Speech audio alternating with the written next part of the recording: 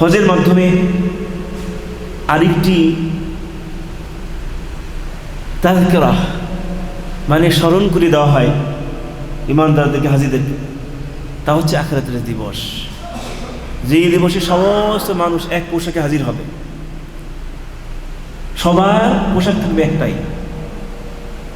আপনি আফ্রিকি বলেন, এশিয়া বলেন, ইউরোপ বলেন, আমেরিকা বলেন, পৃথিবীর সমস্ত মানুষগুলো পোশাক থাকবে একটাই কিয়ামতের দিন। সেই পোশাকের নাম কি? কি পোশাক? আয়ো জন্ম পোশাক, উলঙ্গ উলঙ্গ হয়ে উঠবে, কারো কোনো পোশাক থাকবে না।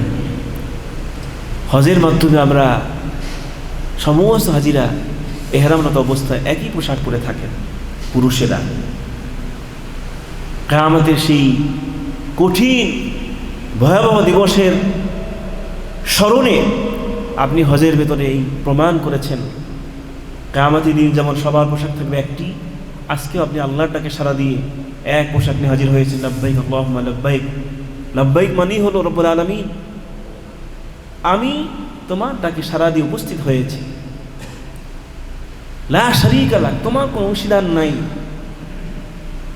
ইন্নাল হামদা ওয়ান নি'মাতা লাকা ওয়াল মুলক, সমস্ত প্রশংসা এবং সমস্ত নিয়ামত সবই তোমার।